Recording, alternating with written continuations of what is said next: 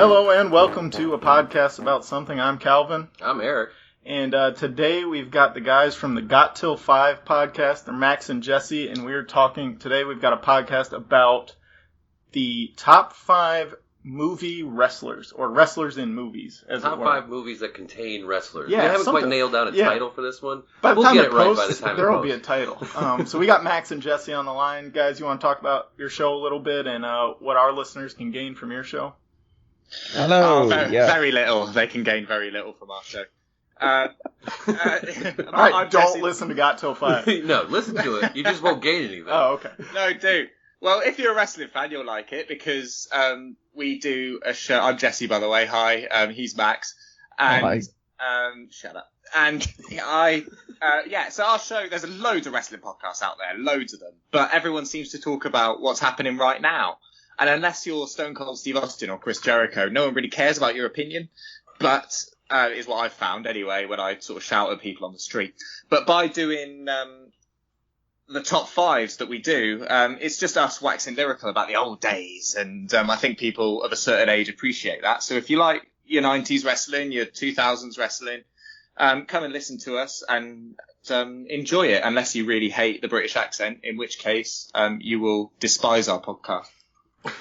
True. Well, It is I'll true. say I've listened to a few episodes of your podcast. I am not a wrestling fan. I haven't watched wrestling since about 1998, and I was still entertained by Got Till 5. Oh, thanks, man. Would you go so far as to say you were wrestle-tained? Yeah, well, if I must, I will say I was wrestle-tained. WrestleTane. You That's a must. good word. Did you make that up? We did. I think. No. Did we coin it, Max? We did. I'm waiting to hear back from the Oxford Dictionary. Hopefully All by right. the end of the year. We can get that. I'll Hey, keep an eye out for Homer that. Simpson got dough into the dictionary, so there's no That's reason true. we can't get wrestle-tained. It's the simple goals we've got in life, isn't it? Yeah.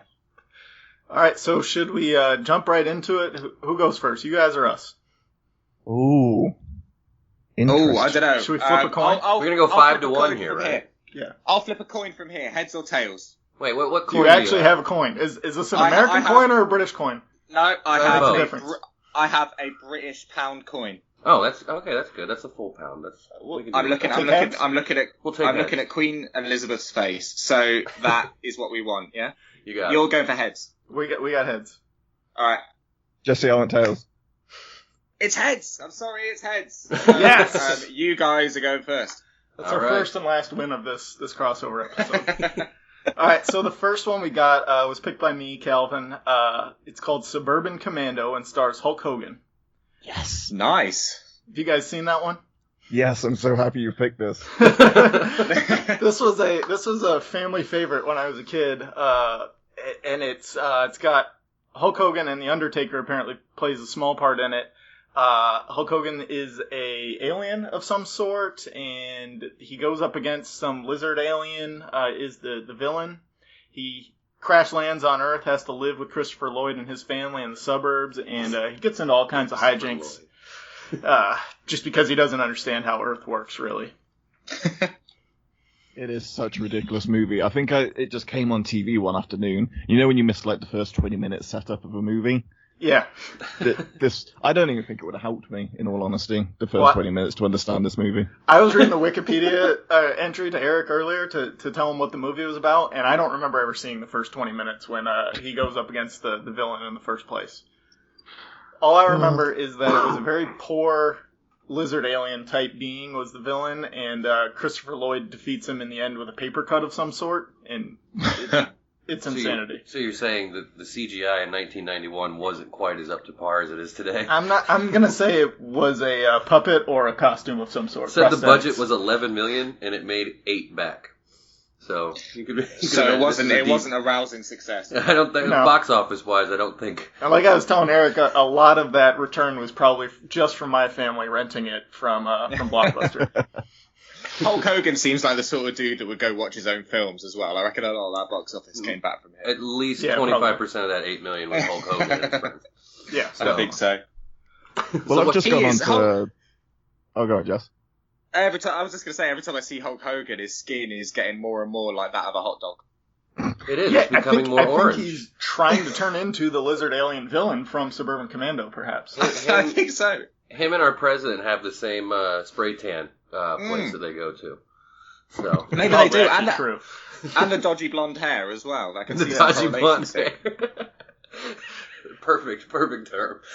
Dodgy. It wants to hang on, but it's just not quite. Yeah, it's Hulk hanging off Hogan for just dear needs to life. bring Yeah, his it's from the hanging back off up to the front, and they look exactly alike. Oh god. Well, Hogan's been balding for what, the past 25, 30 years? Well, ever since I've he never saw known that, Hogan yeah. with hair. Yeah. Yeah, I don't remember him having a full head of hair ever. No. Mhm. He wears bandana a lot though, doesn't he? So maybe Well, it was under there at once. I think he was going through a lawsuit, and he was even wearing a bandana in court.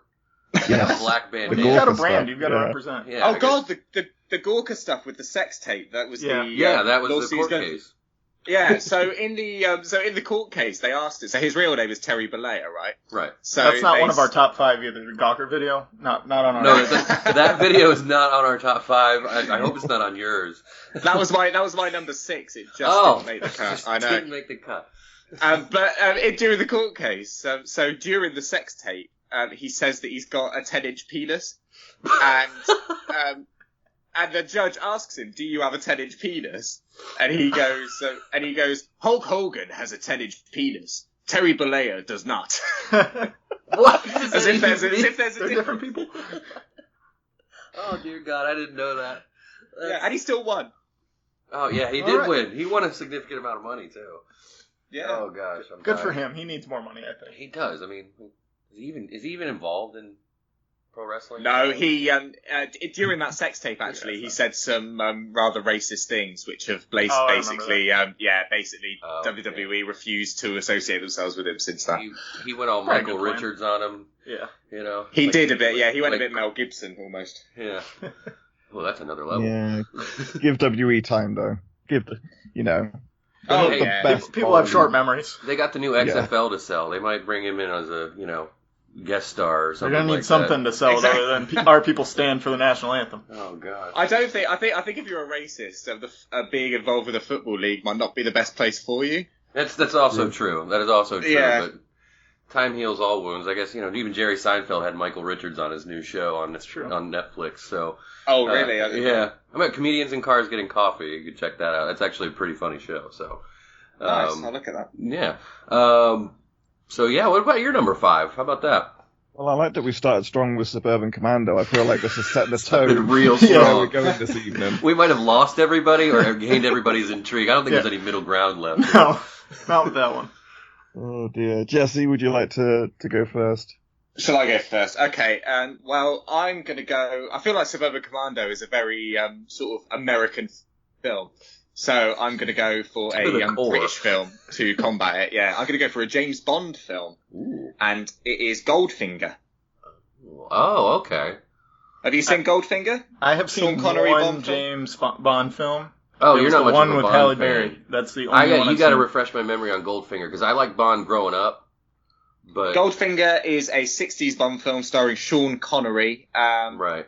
The wrestler in question plays a character called Oddjob, who is I believe he's Japanese man who wears a bowler hat, and his sort of special move is that he takes off the bowler hat and throws it at people, and it kills them. Yeah, No, I would play Oddjob and Goldeneye. Oh, It's cheating, right, yeah. but I would play with them. Yeah, because it's cheating. Yeah, it was because he's terrible. about- Because once you crouch, you cannot be hit. Like Exactly, he's about 4'2". It's impossible. He's I the just- same, you just walk roughly the around- same size as our friend JP. I gotta. Oh, really? Yes. I gotta tell you, I had no idea he was involved in wrestling in Neither did I. real life. So Yeah, news to me. Japanese wrestler. Like you say on Goldeneye, he used to play as him and crawl around karate chopping people in the ball bag. And he, so he was in it. So I love Bond and have done my whole life. Before I loved wrestling, I loved Bond. So I saw this, not knowing that he was a wrestler either.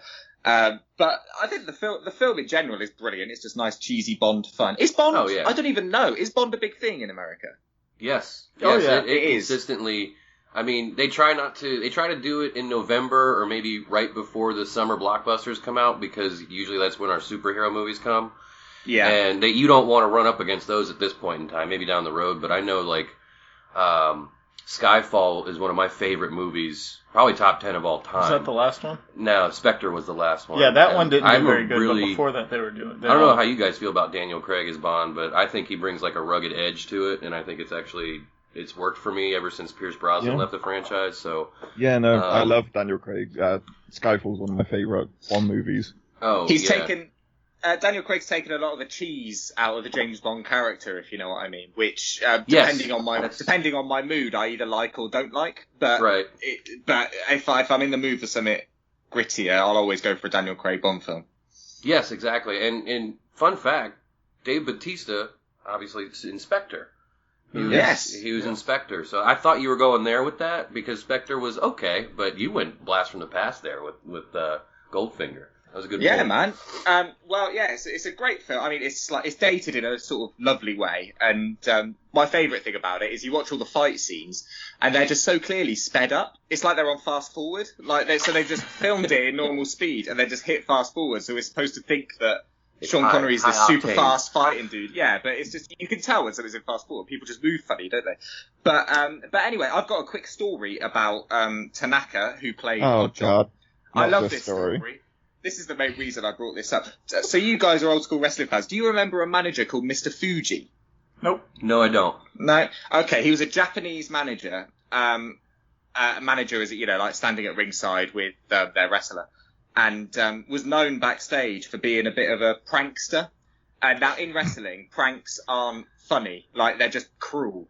So Tanaka and Fuji, back when they were both wrestlers in the early 70s, I guess this would have been, were wrestling around shows. And back then, it was like, if you were foreign, you were a bad guy. So, like, you had your, Russians or your Japanese or whatever.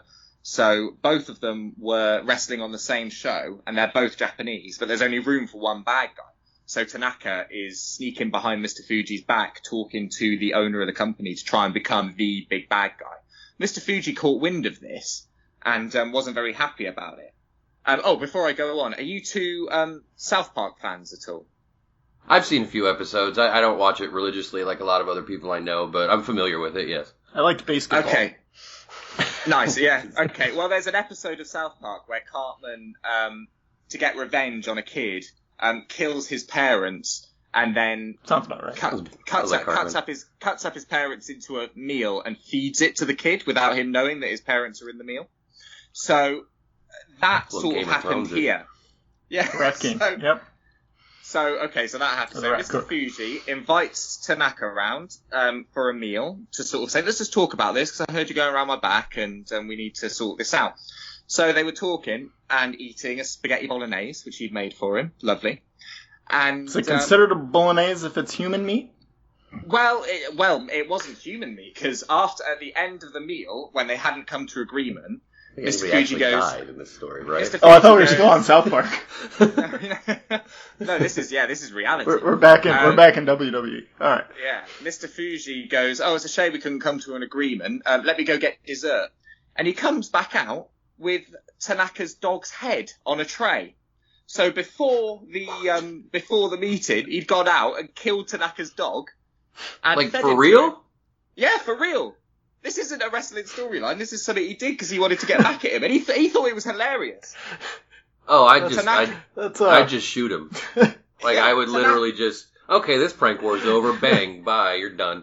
Yeah, Tanaka was understandably upset, and I'm sure if he was wearing his little hat, he would have thrown it at him. But I guess he wasn't at the time. What kind of dog was it? I just like how Tanaka That is the correct question to ask, and I wish I knew the answer. I just like how Tanaka spurned the character of Random Task in Austin Powers, and he just threw shoes around. Shoe, yeah. Who throws a shoe? That really hurt.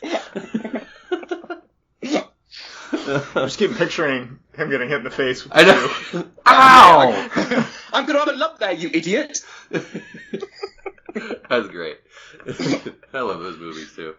Oh my god. It's your number 4. Our number 4. That's you, Eric. We're gonna go with the rundown with The Rock. We broke the rule a little bit with The Rock, being limited. Nice. Well, that was our rule, not yours. Oh well, here's the thing.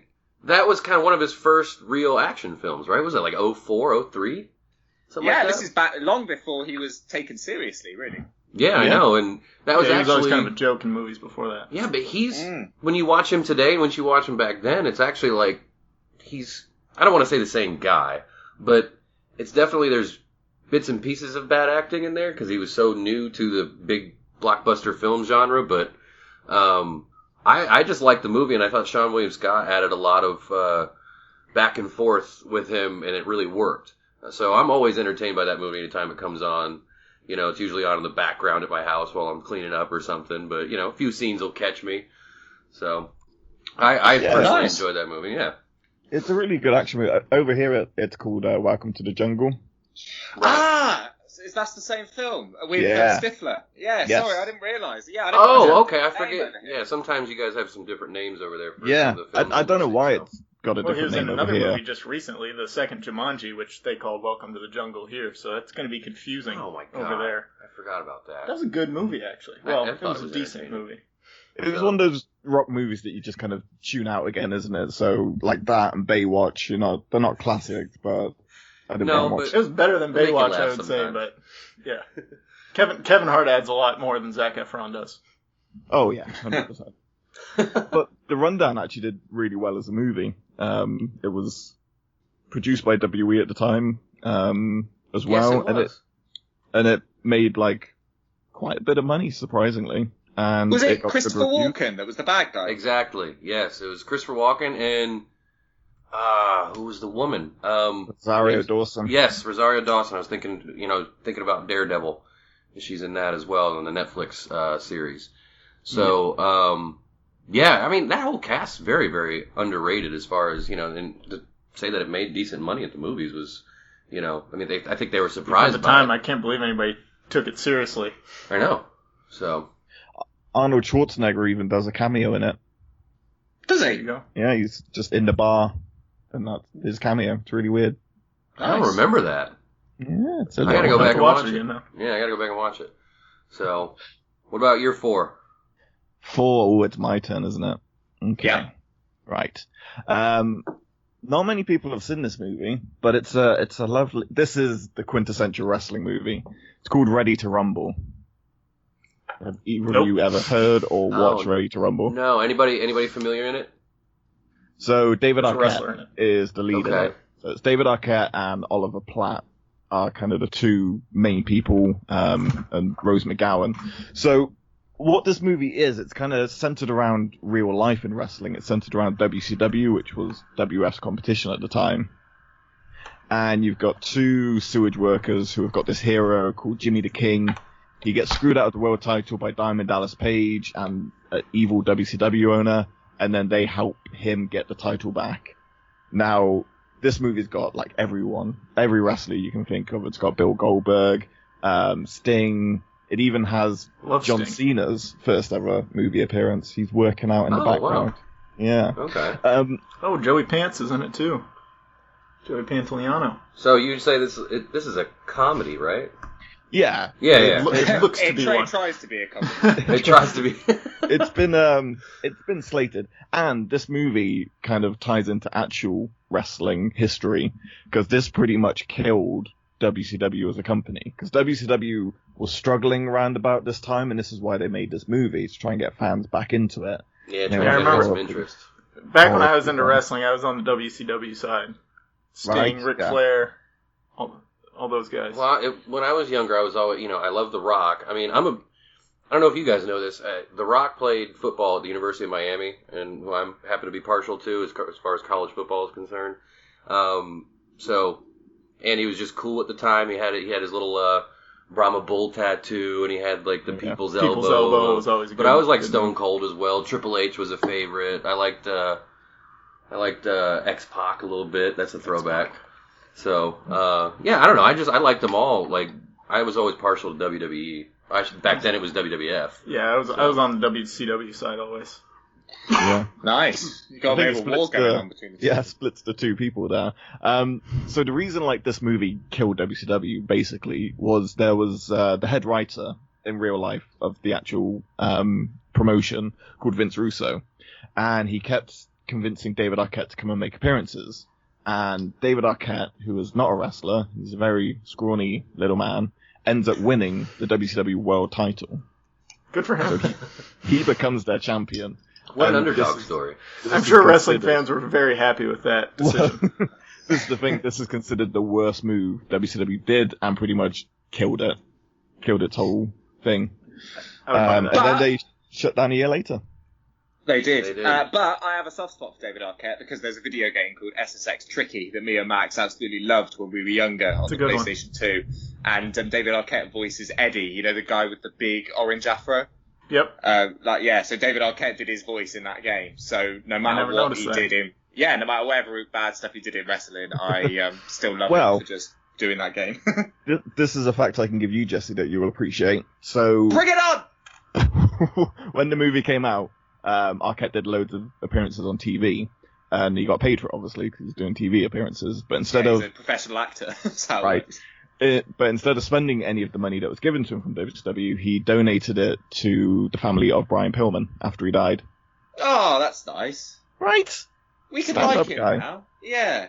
Brian Pillman, for you two and your listeners who don't like wrestling, was a fantastic wrestler who died much too young in 1997. Yeah. And, very, very talented wrestler who was taken before he really went on to any real success, but he was definitely on track for it, if you know what I mean. So it's one of those what could have been stories. Yeah, definitely. If you can find Ready to Rumble, I recommend giving it a watch. It's ridiculous. It's that very, you know, that kind of 2000 comedy where just... I love a good bad movie, so I'll probably try and check it out. Just one of them. Just a quick little side note. David Arquette is, according to TMZ Sports, David Arquette is, and this is as of May 31st of this year, he goes, people have been giving me a hard time for 18 years and I'm sick of it over this movie and this foray into wrestling. So he wants to come back and try to be involved and put some respect back on his name, I guess, according to him. Okay, so. Everyone listening, people who like our show and people that like your show, everyone listening, can you all please right now just collectively tweet David Arquette, asking him why he got into wrestling and that he's a disgrace to the business. We'll flood him. Yeah, let's flood him out here. We might. He's start something. He's bringing it on himself. Well, get the hashtag David Arquette. We don't want you in wrestling. Yeah, exactly. Not my champion. Not my champion. Oh my gosh. All right, so we got our number 3. This is the one we agreed on. We got The Longest Yard. Really, we agreed on our top 3, but this was the one that we came to collectively. The Longest Yard from 2005. Adam Sandler. So we've got, I counted at least 4 wrestlers in it. On convict side, you got Bill Goldberg and the Great Khali, who played Turley, the really big dude. Yeah. And then on the guard sides, we had Kevin Nash and Stone Cold Steve Austin. And we wanted to include this one mainly because of Goldberg's role and the fact that they kept joking about how giant his dong is. Yeah, they had like this 2-foot-long like cup that they were going to give him to wear in the movie, and somebody just goes, I still don't think that's big enough. Definitely not. Everybody was avoiding him in the shower scenes. It was hilarious. So I thought the use of Turley's character, the Great Khali, was kind of funny because it kept, I don't know, I guess he has like a little, I don't know if it's a speech impediment. I hope it's not. Maybe he's foreign. He doesn't speak English very well, but it was just hilarious the way he talked to Adam Sandler. He goes, now I don't have to kill you. You know, he's Indian, and I'm sorry to tell you that is exactly how he talks all the time. Plus, he's great at ping pong. Anytime you can get a great ping pong scene in a movie, I'm there. Yeah, he definitely developed an affinity for ping pong. He's so large. What is he? 7'1". 7'1". Yeah, 350. 347. Yeah, they bill him as, they always exaggerate a little bit in wrestling, but they bill him as 7'3" in wrestling. But I think he wears thick-soled shoes, if you know what I mean. Yes. Wikipedia's got him at 7'1", so I don't know what's true anymore. No, well, welcome to wrestling, yeah. Who knew? Stone Cold was great in that movie. Stone Cold was good. I don't really remember Kevin Nash in it too much. I don't think he played like, I can see his face, but I don't think he played a very big role in any of the Stone Cold just has such a scathing tone with his lines in the movie. You know, and he just, the way he just talks to people, it was intimidating, but it was also, like, kind of comedic at the same time, and I'm sure he was coached to do that, but it was definitely Stone Cold being the guard. I was waiting for him to Stone Cold stun somebody in that scene where everybody didn't block for him. I think Sandler. Nelly was the one, the rapper was the one that said, I think it was, if I was playing defense, I would have cracked your egg head open. He goes, well, you don't play defense now, do you, bitch? And it's just such a scathing tone to it. It's just like, oh, God, you just want somebody to deal with this guy ASAP. It's funny that you say that. Charlie deals with him. It's funny that you say that, because I saw quite a good interview with Stone Cold Steve Austin, and he was talking about sort of transitioning from wrestling to going into films and stuff. And he said because, I suppose The Rock would have had the same problem, but because he came from wrestling, everyone already knows, like, what you're going to play. Do you know what I mean? Like, Stone Cold Steve Austin is Stone Cold Steve Austin, and he can only ever be Stone Cold Steve Austin. So he said he was going to all these meetings and all these casts and stuff, and people were expecting him to sort of burst in with beer and, like, smash it open and, like, raise hell. And, like, that's not, he's just walking in and shaking hands because he wants to be an actor, do you know what I mean? But everyone's just expecting it to go mental. Do it. They're typecasting it. Do the thing. Yeah. Yeah, exactly. Yeah, do the thing where you take a couple of Bud Lights and you just smash them on your head and you just drink them and then you go beat someone's ass and then you win the movie. Or you lose the movie because you're the villain this time. You just do the same shit. So that'd be a tough job interview to go in and just be like, "Oh, hello, Mr. Movie Producer. How are you today, sir?" Yeah. No, we don't. I don't want to do that, sir. Okay, well, you're just not going to be in this movie. Okay. Have any romantic comedies for me? Austin, a romantic comedy, I could see that. That would be. Wow. Yes. I don't know if he has a Bruce problem. Willis has done it. He's done romantic comedies. So. Yeah, I suppose if he can pull it off. You know. I think Bruce Willis is a bit smaller than Stone Cold Steve Austin. Just a tiny bit. And the voice. You can't really have the Stone Cold Steve Austin voice in a rom-com. No, it's not really a... yeah. I'm loving voice. Falling for you. Although he was pretty good in, what was it, Grown Ups 2, a good bad movie. I think that's just a bad movie, man. You're on your own on that one. I thought it was entertaining. I don't know. It's kind of funny when, you have a little bit of beer in you. I don't know. So, I guess he played this old bully from their hometown in the sequel, and he had this ridiculously hot girlfriend or something like that, and there's a big brawl at the end of the movie between a bunch of college kids and all the old people, and he's just drinking beer out of a keg and, like, punching kids in the face at the same time. It's kind of hilarious. Who hasn't done that? Who hasn't done that? So, normal Saturday. Speaking of this film, Adam Sandler's, there was a film that we very, very nearly put into our list and then didn't, which was The Waterboy, an Adam Sandler film, which has a cameo from The Big Show, who plays Captain Insano. That was on our list. That was on our list of alternates. Oh yeah. Was it? Nice. Yeah. I was remembering that scene when I read that. I said, "Wait, Waterboy." Oh, that's right, where he just makes fun of him, and they all just hysterically laugh at him on television. Just completely, like, shoot him down. I think that was the movie that made me stop enjoying wrestling. Oh my god. Oh, Captain Insano. Seeing how mean they were to poor Adam Sandler. Captain Insano bed sheets. Yeah. As a 33-year-old man. But hey, Captain Insano shows no mercy. Yeah. I love Adam Sandler, but that film's a good example of it. Like, he plays two roles in everything he does. He either plays himself or a slightly retarded guy. Like, that's his acting range. That's pretty much it. Yep. You hit the nail on the head, my friend. Yeah, he does both tremendously well. But I'm not saying I hate it, but I'm just saying, like, let's stay in our lane. Let's not try to do dramas or these emotional pieces where, nobody really gets it. I don't get it. Anyway. No, yeah. Right, is this number 3? Our number 3? I believe so. Yeah. Sweet. Well, I'm glad that you sort of went for a good bad movie, because I think this is the definition of that. This is a film also starring Bill Goldberg, and it's called Santa's Sleigh. Are you familiar with it? No, I'm not. I've not seen it, but I saw it on all the lists I was looking through while doing research. Santa's Sleigh is a sort of comedy horror film, a Christmas comedy horror film, where Bill Goldberg plays Santa Claus, who is just an evil Santa Claus who is just back to kill everyone. And it's like one of the first things he did when he left WWE. So Goldberg left WWE, and it was like, oh, what's he going to go on to? This is really exciting. And he decides to go on to a Christmas film playing a evil Santa. And I can see that. We've all made choices, you know. But it's one of those. It's just brilliant.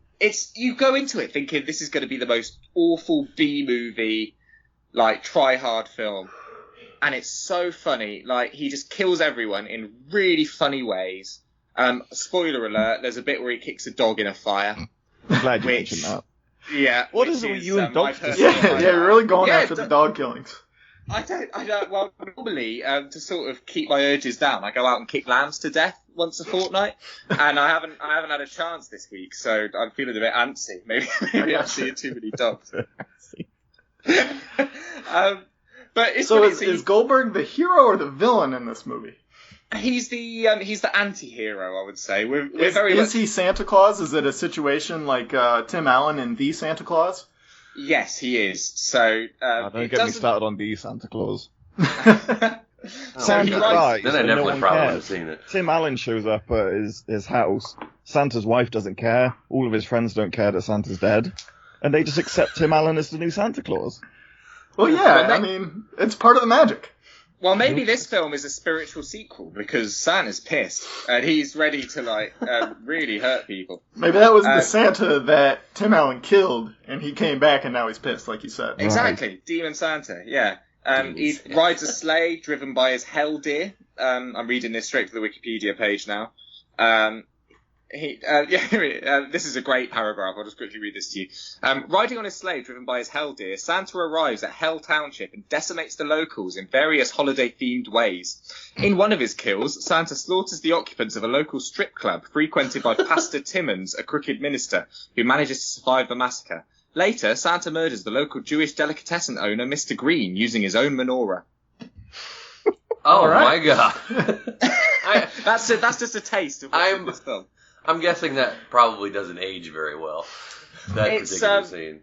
I suppose it wouldn't. But what I'm trying to say, the long way round, what I'm trying to say to you is this is a Christmas fun film for the whole family. Oh, I'm going to show it to my kids this Christmas. Well, the moment you brought up the menorah thing, I was like, I got to watch. Cal, you got to watch this with your kids. Yeah, they're ready for it, I think. Not my words, the words of Wikipedia.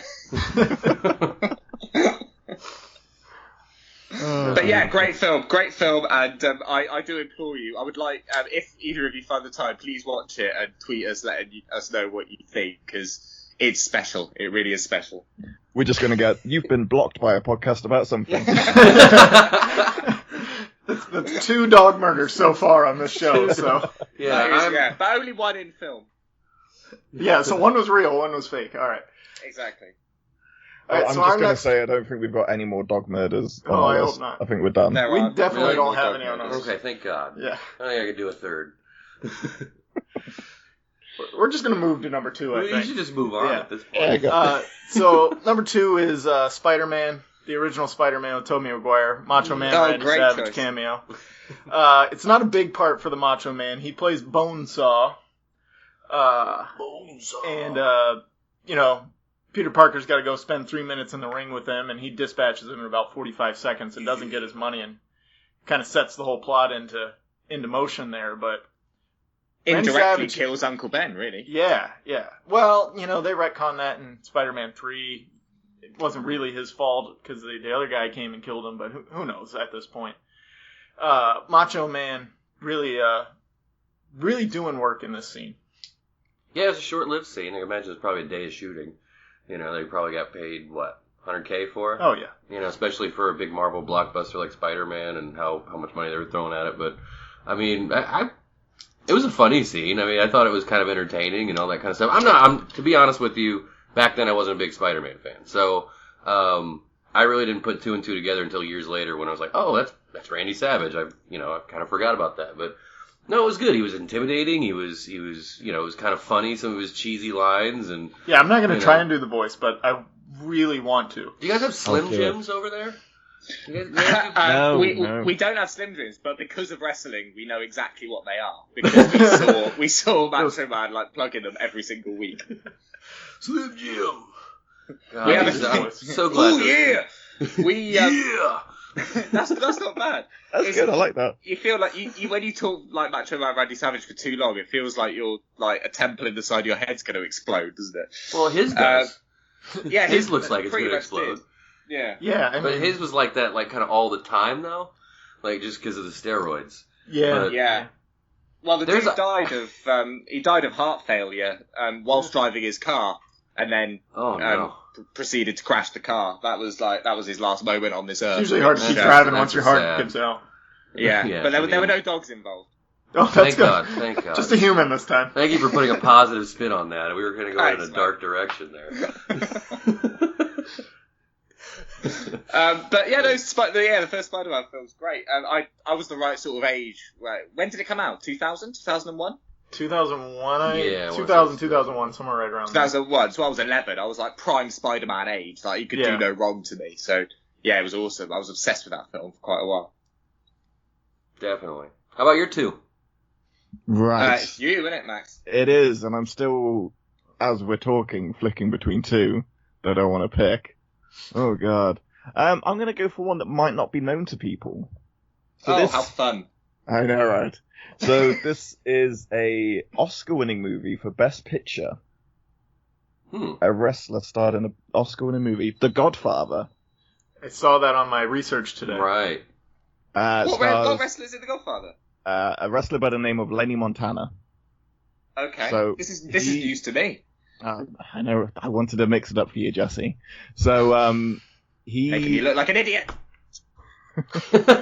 We discussed this. We rehearsed. So he's gone off script. So he used to wrestle around the territory in the 50s and 60s. And he wrestled under a gimmick called the Zebra Kid. And he held the AWA World Tag Team titles with a guy with probably the greatest wrestling name ever. He was called Hard Boiled Haggerty. And this was in 1960. That is a good name. Right? So the Zebra Kid and Hard Boiled Haggerty. After leaving wrestling, he found his way into the Colombo crime family. And he started working for the Mafia. And this is when he was cast in Godfather, because they wanted someone realistic. They wanted someone who could actually help with it. Oh my God, really? Yeah, so he actually ended up joining. Wow. I'm looking at his IMDb page here. And he was actually in quite a few films, despite being a mafioso. Right, so it might have helped him. It might have been because of it. Yeah. So like he was in movies for like 10 years after The Godfather. Yeah, so, never seen any of these movies though. Kind of set him up. So it's he plays Luca Brasi, who's Don Corleone's muscle, really. And I haven't actually looked this up, but it's a fact I do remember someone saying that if obviously seen The Godfather, Luca Brasi would mumble to himself constantly and like practice what he was going to say. Apparently that was actually the actor rehearsing his lines because he didn't want to mess up the part he was doing, so he kept like repeating his lines until he went on.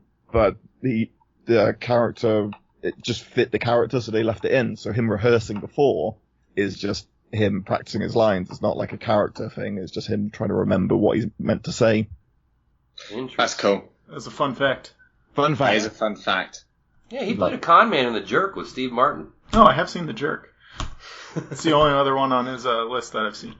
Nice. He went from strength to strength then. Yeah. Oh, clearly.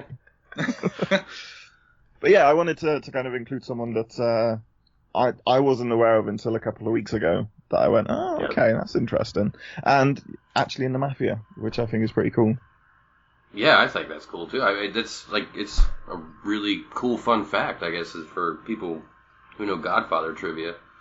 So, now, do you guys, where do you stand on the Godfather trilogy? What's your favorite? I've seen them all once, and it was probably about 10 years ago. Yeah. I kind of got on a little binge. I saw like I saw the three of them kind of in a 3-day span, so it was kind of a lot to take in. So I enjoyed the first one, the most, obviously, and I really don't have any qualms with the other two, but I've seen so much content since then, it's kind of hard to remember every little nook and cranny of the movie because it's so long and there's so much to take in. Yeah. So, but definitely, I mean, worth all of the hype. I'm not saying it's not by any stretch. So I'm going to say it's not because I've seen parts of the first one and I kept falling. It's like it never caught my interest. I kept falling asleep during it. Oh, it's a slow burn. I mean, you really got to be into so that. I never moved on past that, and that was about 10 years ago too. I just never got into it. So. What about you, Max? What's your favourite one? Number one. Everyone always says kind of number two, but I was going to say number two is my favourite. Yeah. I think it's considered the better movie of the whole trilogy, but I don't know. It's just something about number one. It's like gritty kind of crime, and you can't beat Don Corleone. There's just not a better character in the kind of mafia genre of film. He's that iconic. Another one with a very distinct voice is Marlon Brando. Mm-hmm. Yes, you gotta have a very distinct voice for people to really identify with you. You know, I mean, I think that's true with, you know, we just talked about Randy Savage having that crazy voice. I mean, I'm not trying to compare the two, but you know, I mean, I think they're right on the same level as actors. They stick in your mind. You know, I mean. Yeah, whenever anyone mentions Don Corleone, you immediately imitate, or Macho Man Randy Savage, you automatically, you immediately go into it. So I'd love for them to have a conversation, because he's, Marlon Brando's so soft-spoken, and then you have got Randy Savage, who was literally larger than life. I don't think we can make that conversation happen anytime soon, Max, for mortal reasons. Oh, it's going to be a tough one. Yeah, it's kind of hard to say. Unless has anyone ever done a Ouija board? I'm not messing with that. We still wouldn't be able to hear them. I'm just, yeah. We need to do. That's true. What is there an option on the Ouija board for? Yeah, because he would take us to that one. Y E E E A H. Like, oh, come on, Randy. Slim Jim. Step in. Have we reached the main event? Is it number one time? I believe so. Eric, this one's all you. This one's all me, and this shot to the top, and I'm sure, I would imagine maybe you guys have seen this. It's Batista, and it's probably the one that really set him off on this interesting little film career he's got going. Guardians of the Galaxy. Yeah. Where he had a pivotal role. Wasn't the lead by any stretch, but he had a pivotal role. He was one of the main characters, and not the lead, but probably the best character of that one.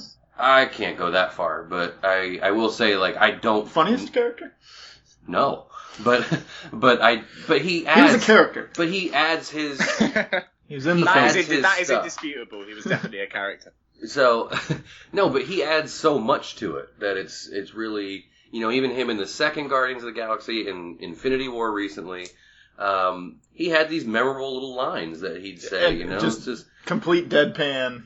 When he, you know, you get the character synopsis for him, and he takes it to another level. You know, it's just like, you know, we just got done saving you. He goes, we just discussed that you blowing a hole in our ship was not saving us. And he goes, I don't remember that. I was thinking about something else. And, you know, it's just, and he just delivered everything so well. And I don't know, it was just, that's the best wrestling moment because he got a lot of content in there too. Well, plus spoilers for Infinity War, he learned how to turn himself invisible, which is a pretty amazing feat. Yeah, that's pretty impressive. Stop laughing at that. He eats really slow. You don't notice his movements. You know, there's just a bag of chips floating there. It's just when Mantis comes in and she's like, "Hi, Drax." The way Batista plays that character is basically if that kid in my class that had Asperger's worked out. Right. Like that's right. That's meta producer. They're completely literal. Any sarcasm is going to go right over his head. Nothing goes over his head. It's too fast. Unbelievable. But Dave Batista, I would say, is one of the most successful wrestlers to transpire into movie. Look at what he's done since he did Guardians of the Galaxy 1, then 2. We mentioned James Bond earlier, and then he was in Blade Runner. He's just picked some of the best movies Sicario, of right? the past 5 years. Like these are, like The Rock does loads of films that do like gangbusters at the box office, but the films Batista have done have been like critically loved. Do you know what I mean? None of the Rock's films are good. Yeah, and I gotta tell you, I mean, he's in this Hotel Extremis. That's the one. Or Artemis, yes. excuse That's me. the one I was thinking of. Iron Man. Jodie Foster. Yeah, he's in Hotel Artemis. I just looked up his Guardians of the Galaxy page, or his IMDb page, excuse me. But yeah, you're right. I mean, the guy just picks some great roles, and he's approached for some great roles too because he's got the chops for it. Yeah. You know, I mean, this resume for a wrestler, when you look at just the bottom line grossing, I think besides The Rock, I don't think there's another wrestler that has ever really grossed as much money at the box office being affiliated with these franchises the way that he has. Yeah, being affiliated with Marvel really helps that. Of course it does, but he's also going to be in Avengers 4. He's confirmed to be in Guardians of the Galaxy 3. There's 5 just giant blockbuster movies that own the box office that he has a significant part in. I hope he does a Skyscraper someday. Yeah, let's do Skyscraper 2 with Batista and a one-legged Rock. There we go. But we even the playing field, but Batista has one arm. Yeah, there we go. Balance. I like it. I like that. Can we put his arm where The Rock's leg should be and make a kind of Frankenstein wrestler? Potentially. Can we just get ridiculous? Hollywood, we're available to write this movie for you. We've got it under control. I'll take a writing credit. The thing I like also about Batista is how humble he seems to be. He's just kind of shocked that this is all happening and that he's allowed to be in this world. And he's so, for someone as big as him, he's so timid. Like, there was an interview, you mentioned Hotel Artemis, because they're doing the press junk at the moment. Tiny little Jodie Foster, who's like 5 foot nothing, comes up to Dave Batista, looks him up and down and goes, "I thought you'd be bigger." And then apparently this, like, sent Batista into this shame spiral of like, oh god, am I not good enough for this role? Am I going to be recast? And she kept it up throughout the whole filming just to mess with him. So Jodie Foster messed with Dave Batista. Nice, yeah, she's got a little experience, I guess, in owning a set, I would imagine. True. But you're right. He does seem like a very humble individual. He seems like he's very approachable. You're right. Like, he feels lucky to be there. You know, and but that's all on his own accord, man. I'm telling you, he didn't do it. But this isn't by luck. I mean, he does a good job.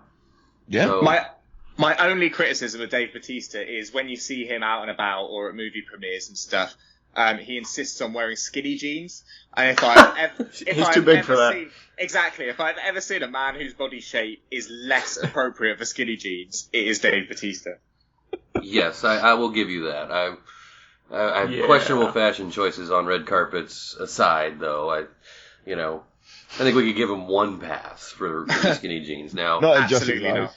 Now, if he starts coming in like jean shorts, like really tight jean shorts, fedora. like jorts and a fedora, then we can start tweeting at him and say, hey, we need to talk. What about one of those winter hats with like the flaps? I think he could pull that off. Oh yeah, but there's definitely something wrong with that guy hats. Exactly. Yeah. He's got a metal plate in his head. Something wrong with that guy hat. That's what we call him over here. I think as far as the jorts go, John Cena's got that market cornered as well. Yeah, you can't get on Cena's corner for that one. No, He's another person that outside of wrestling, he should only ever be wearing jorts and baggy t-shirts because when he tries to fit in a suit, it just looks. And he spends thousands on these suits. Tailored. His suits are massive though. They're horrible. I saw John Cena at a restaurant in Tampa one time. Did you? John Cena. Oh, really? Yeah. Oh, yeah. Amazing. Didn't talk to him. He was just there. Oh, I don't know. Well, we were there. We had a pretty big group there. It was a work function, and he walked in, and everybody kind of started whispering, and he just came in by himself and sat down quietly, so we didn't really want to bother him. How did you see him? With my eyes? I don't know how to answer that. Sorry. He was seated in a booth. What was his suit like? Was he wearing a ridiculous suit? That's what he was trying to. I'm waving my hand in front of my face. Yeah, I got it. I get the joke. I get it now. Thanks, guys. I get the joke, guys. All right, we can talk without Cal later if you want. that went over your head like it wouldn't over Drax's because he would catch it. I couldn't catch that. Exactly. Definitely not Drax over here. I think he was just wearing a t-shirt and jean shorts, to be honest, on that day. Ain't nobody telling him otherwise, though. You mean to tell me you would? Hey, there's jean shorts, Cena. Can't see me now. You better get to running. I don't get that joke. That is a fantastic number one, and Dave Bautista is going to have a lot more prominent roles in the future, as you mentioned, with the stick with the Marvel Universe. I don't understand. You wouldn't let me have Suburban Commando in number one for some reason. What were you saying? You don't understand why anyone what? I don't understand why anyone would want to leave the MCU once they got that deal. Like, I guess you want to branch out and play other characters. There's been people... For a real actor, maybe. For somebody like a wrestler turned actor who they're just going to get action movies anyways, that's probably the place to be. There's been people that have chosen to leave, most notably Terrence Howard, who's on TV now in the States. Natalie Portman, she does her own thing. She can survive. And then but it's an easy, very big paycheck. Yeah, Ed Norton Jr. I don't think he chose. I think that was a push out. That was a push out because he was acting like a dick on set. Ed Norton was in the first Incredible Hulk. It came out in 2008. Yeah, he's just vanished though. Like Ed Norton was everywhere during that time. Ed Norton, because he came out, his big sort of debut in film was with Richard Gere. What was it called when he was playing that Primal kid? Fear. That's it. That was a great film. Sure. Yeah, no, it was. As far as like a new kid on the scene, and his acting in that was stunning. I think. He's very good, and he's just, I don't know why, but he's fallen off. He's a tremendous actor, but he's just I don't know. I think he's a bit overbearing. His head's too big, or Marvel just doesn't have time for this crap. Yeah, like that. I'm sorry, we're moving to 3 movies a year. We don't have time to deal with your script edits. He wants to do a lot of. He wants to write his own lines. Direct. He wants to freaking star in it. He wants to do the second lead in it. It's just if you let him Eddie Murphy himself, like in like the Nutty Professor, he'll do it just in a more dramatic movie. I'd like to see that Ed Norton in the Nutty Professor. Right. Ed Norton playing everyone in a serious movie. That'd be hilarious. I would just laugh through the whole thing. But anyway. You guys have a number one, and we need to get to it. Do we need a drum roll? Ooh. Eddie Gillis. This is all you, Jesse Benz. Yeah, but they're just probably better. We've gone meta for our number one, and it is the Mickey Rourke film, The Wrestler. There we go. It's kind of a reversal, but I guess they probably had real wrestlers in there. There are, there's loads because it's following an independent wrestler. Doing his, and a sort of has-been wrestler, doing his independent dates, and all the extras, all the wrestling extras in those scenes are legitimate wrestlers who were independent wrestlers at the time, many of which are now with the WWE that were not back then. The Ayatollah is played by Ernest the Cat Miller, a very famous WCW wrestler. Oh yes, of course, yeah. Necro Butcher is in it. He has a match with Necro Butcher in the film, who was very famous on the independent scene for just being incredibly violent and doing sort of what we call death matches. No dogs were harmed. No dog, yeah. And any dog death matches. But just generally speaking, this film, to me, as a wrestling fan, and being a wrestling fan my whole life, as Max has, you see a lot of real life tragedy in wrestling. You see a lot of wrestlers die. It's not a healthy lifestyle. And this film just takes that, the sort of the mind over matter. Like, he was a big star. He's still got this ego. He still wants to be this big star. He loves the business. Even though his body's falling apart, he'll still put himself through the drugs. He'll still put himself through the matches. He'll still travel everywhere. And it's tragic, but there's no telling him otherwise. And that is so real. That is the realest part of professional wrestling. Like, seeing these older guys, and they still do it today, sort of just busting their asses in front of 50 people in a community centre or something. But they just can't let go. My favourite bit in the movie is when he's working at the deli counter in the supermarket, and his music starts, and the crowd start chanting as he's walking around the backstage of the deli area, and then he just goes through onto the shop floor, and the sound just cuts off. I feel like that's just my favourite bit of that whole movie. And that's his life now. Yeah, it's sort of tragic, but so well put together. You guys have seen it, have you? What do you think about it? I have not. I haven't seen it either.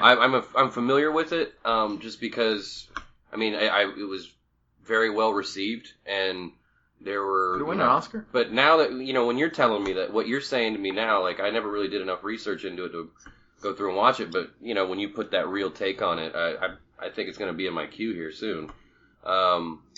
but Marissa Tomei's in it. I mean, you're probably going to get me to the... Love her. You're probably going to get me to watch it if it's Marissa Tomei, because she's, like, one of my favorites, but... She's smoking. Yeah.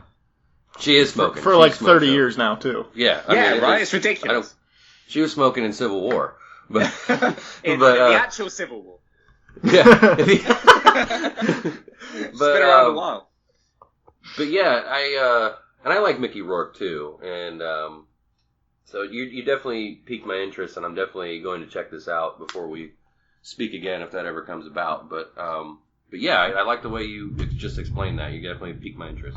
Yeah, it's a very real movie. After the premiere, Roddy Piper apparently just broke down and cried because he just related to that life and not being able to let go so much that a lot of wrestlers just kind of couldn't handle it after watching it. They just got really emotional about it.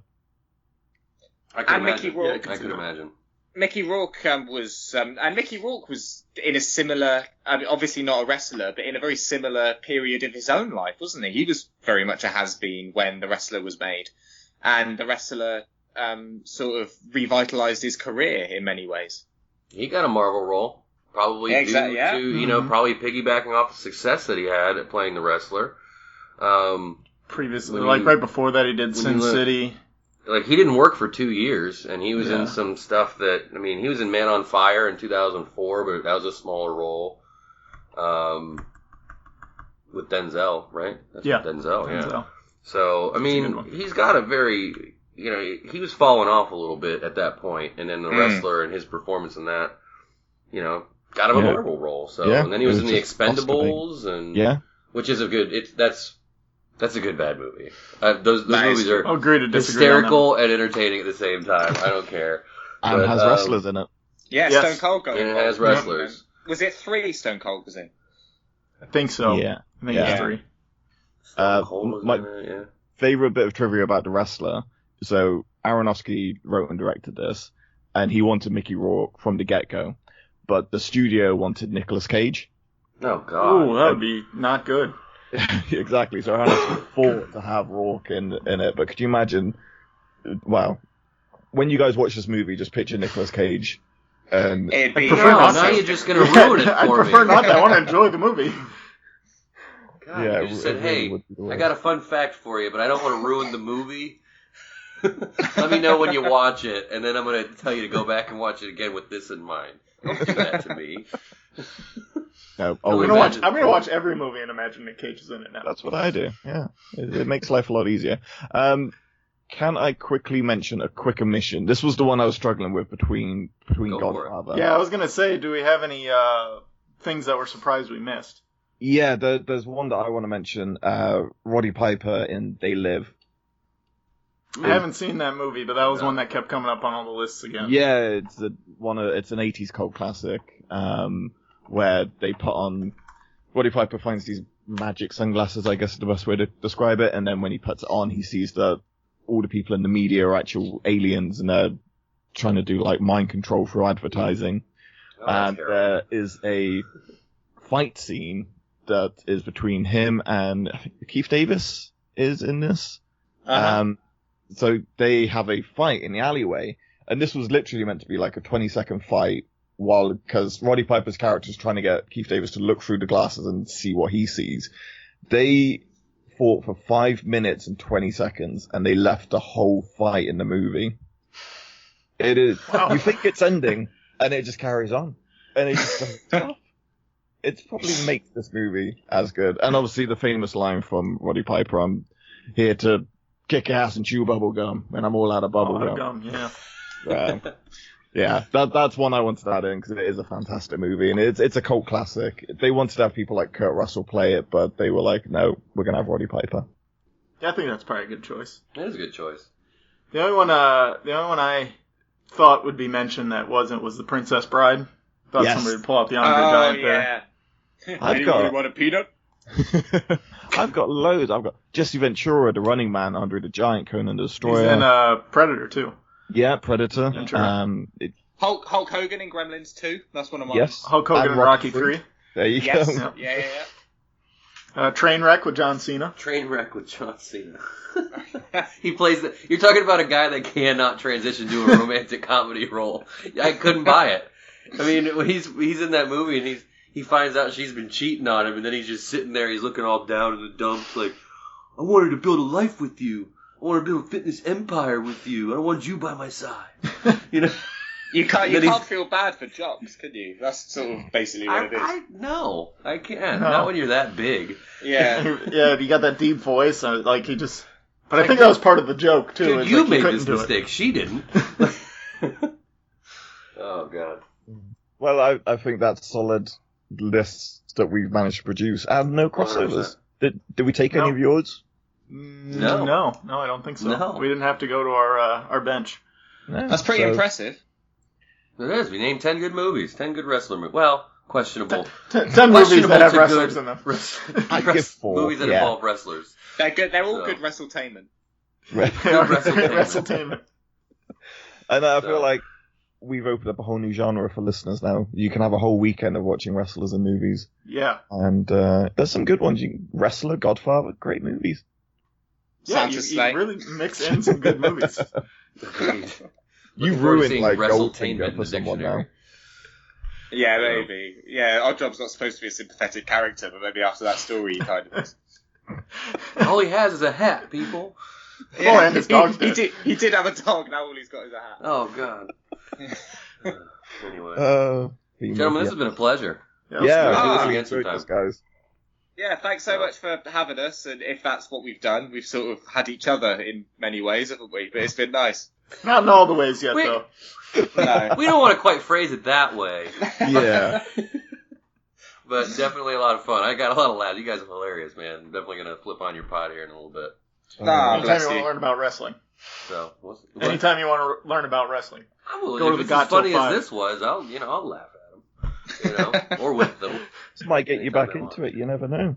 It might get me. I might be a little. And you guys are like, because I have no idea about like NBA and football and stuff, but like I listen to your podcast and I'm like, yeah, I'm invested. I know what's coming up. LeBron James to the Lakers. You're right up on it. Yeah, now. LeBron James to the Lakers just happened, and I don't know how much I care anymore. But it's just to spin this saga every 4 years with him. But I don't know how the knowledge is going to help me in the middle of the UK. But if it comes up, I'm going to be like, podcast about something, help me out on this one. There you go. Where can everyone? Should we plug ourselves? Where can everyone find you and download you and whatever they need to do? We can be found on wherever podcasts are listened to, iTunes, Stitcher, not on SoundCloud anymore. I just left SoundCloud. Did you get kicked off SoundCloud? No, SoundCloud doesn't, like, I just moved the hosting somewhere else. Me too. So, Google Play, TuneIn, all those great places. And you can follow us on Twitter at APA something. Excellent. Awesome. Where can people find us, Max? Oh, the internet. It's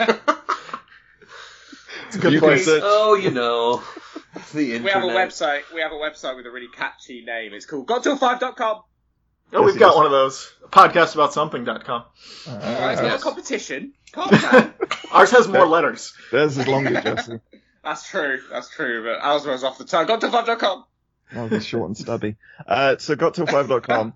Or just search for us on iTunes. We've recently left SoundCloud as well. And if you're on the Android, the Podcast Republic app is one we plug as well. So yay, that's good. Hey, we're on that one too. Yay, there we go. Oh, so yeah, search for us. We didn't say. Well, shit! I just realised on our last episode we didn't actually plug them. Max. I don't think they want us to, Jesse, after what you said about them. Okay, I was quite hateful. That and the 2 dog murders that came up in the episode. Yeah, they don't I'm not we might get dropped from some distributors somewhere. I'm not a very warm person. Not in China, though. They'll keep us on in China. Yeah, we're huge in China. So yeah, guys, this has been so much fun. I've really enjoyed it. So we'll have to do a crossover again sometime. Yes. Sounds good. Excellent. I don't know how to record our outro, so I'm just going to say bye. All right, bye. Have a good one.